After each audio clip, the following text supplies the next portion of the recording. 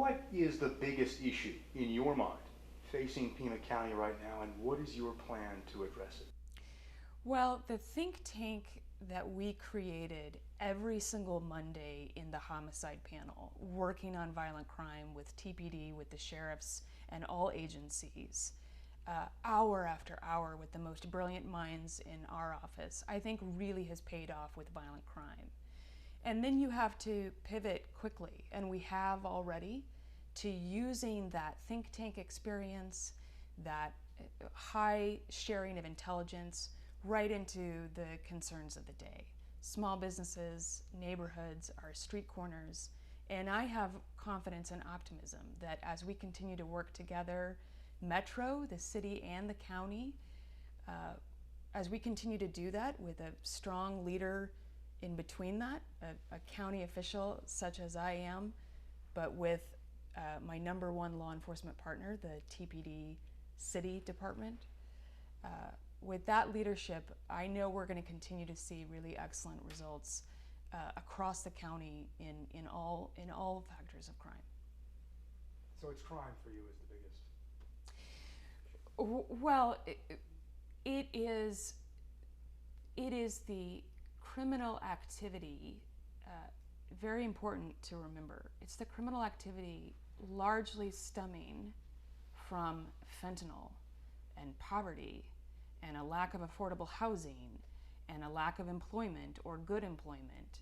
And so I am a number one partner in making sure that we, instead of criminalizing substance use disorder and mental health, we are safely returning nonviolent, low-level activity back to the medical and behavioral health sphere where it should be. And I want to tell you, Eric, and tell the entire community that we are starting to see a decline that we can track in the population, the size of the population in open-air homelessness. It is shrinking, and even more importantly, and in an even bigger decline, the overdose number is also going down in a way that we can track. So our housing first, our treatment first programming that's across city and county, again, is working for us faster than other similarly situated size cities. There's been some discussion, as you know, about the need for a new county jail. It's overcrowded. Sheriff Nanos wants one. He has told the board that we need one. The board right now says, well, that's likely not going to happen right now. County Administrator Lesher has said there certainly needs to be discussion. There's the Blue Ribbon Panel, as you're aware of. They are discussing any kind of reforms or changes that need to be made. Sheriff Nanos believes that that's a decision that should be up to voters. Where are you on this? Well, I don't think the board supports it. I think we can say it a little bit more firmly than that. You know, at least the makeup of the current board, that's been clear. And in my role and in my capacity, I have also been clear from the get-go on this that a new jail does not fix our core problems. The number of people who continue to be trapped in that jail because of substance use disorder and mental illness on low cash bail that they cannot pay because cash bail is still Arizona law until I can one day get that to change with a bill I'm very proud of that I wrote in 2021. Until we can get that to change, we need to move people out of that jail and back into medical settings where they actually belong at a third of the cost to taxpayers and with better results. We have to be smart with our limited resources. And the idea that a bigger jail is a use of taxpayer money, I'm sorry, but I'll choose schools over the jail. I'll choose medical and behavioral health treatment over the jail any day. That's smarter money for Pima County taxpayers. I want to move on to homelessness and housing. Last month, the Supreme Court issued its decision in Grants Pass. It said cities and counties and towns can fine homeless people, cite them for sleeping on our public streets, our public spaces. I believe I was doing some research. Pima County's point in time count last January puts it around 2,100, maybe a little more, homeless people or people experiencing homelessness in temporary housing, in temporary shelter. Where are you on this? Let me be crystal clear.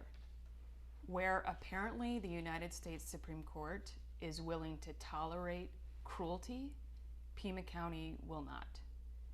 The idea of disturbing someone who is sleeping and then thinking that it is either humane or productive in any way to fine them or jail them for sleeping is reprehensible. And it's not what Pima County stands for. We're way too smart for it, and we're way too much of a community that cares for one another. Let me also be crystal clear. If a person is engaged in criminal behavior, and certainly if they are causing harm or a threat of harm, we always have and we always will continue to prosecute, to both arrest and prosecute that behavior. But when we are talking about fining someone for falling asleep outside, not on my watch.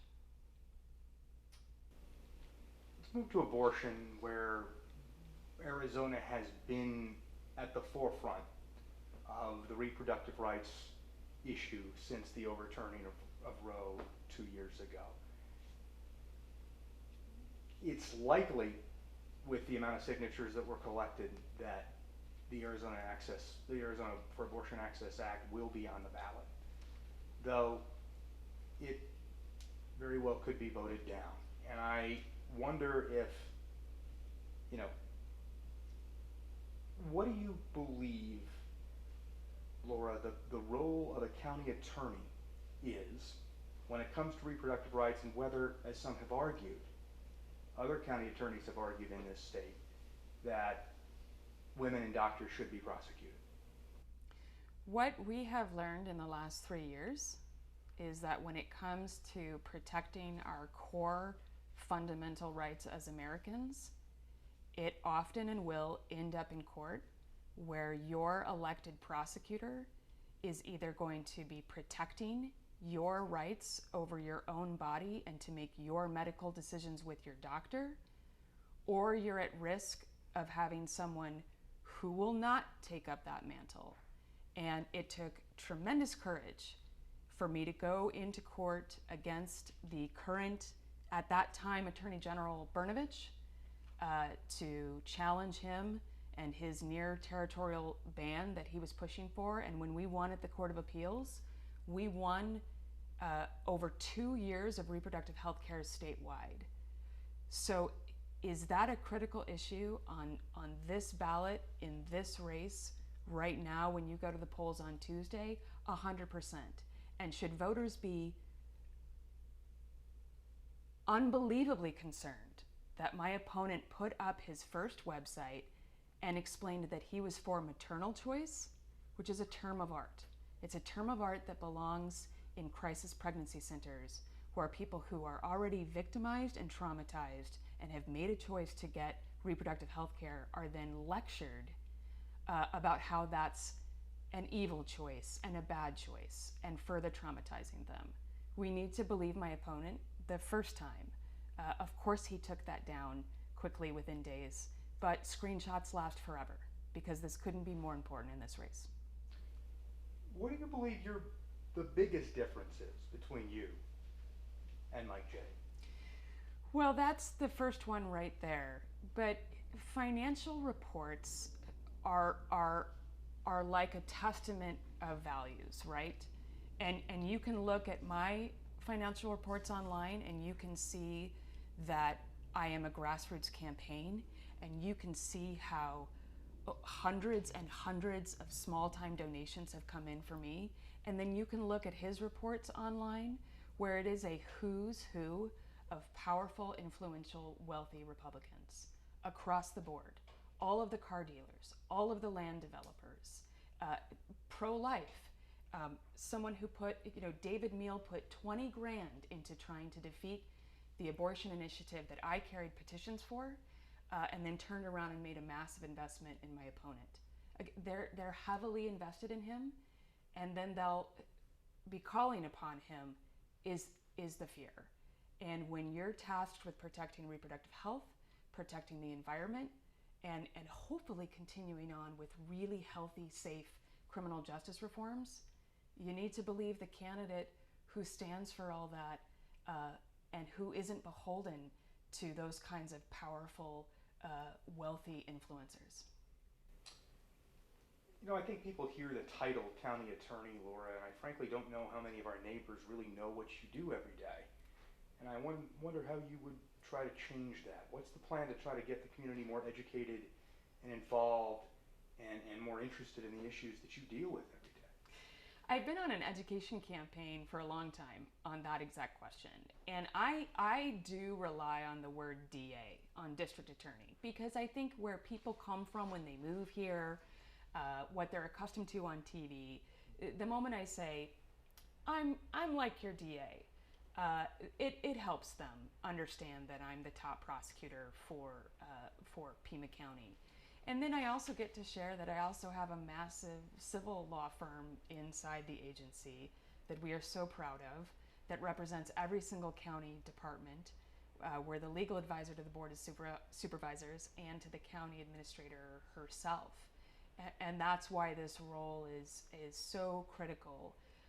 In a metro sense, you know, we are the county's legal advisor, and that's also why we end up with our health law unit in cases on reproductive health care.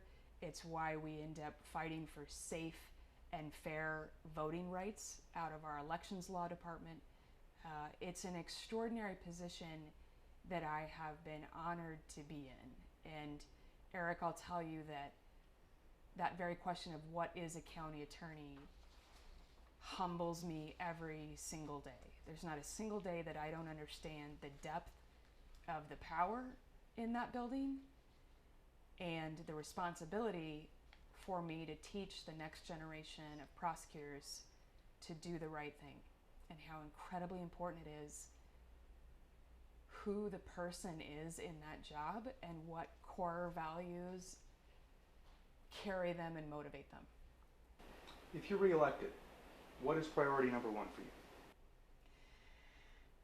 I think in my very first moments, I'm going to be thanking all 380 of those incredible workers in that building, one-on-one, all the way through the agency.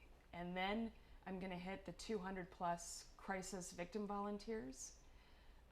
And then as soon as we get through that, and that's a tall order, it's a massive agency, and I want to remind them what they do for this community, how they bring their skills and dedication at a fraction of the pay to bear to keep our community healthy and safe and happy. Then I'm going to be rolling up my sleeves, and I have a truckload of work to do. We are well started on keeping all of the promises that we set out to accomplish, but I have a ton of work ahead of me to solidify that and to grow even further. Finally, what is your message to voters who still have their ballots on their kitchen table or who will be heading to the polls on Tuesday?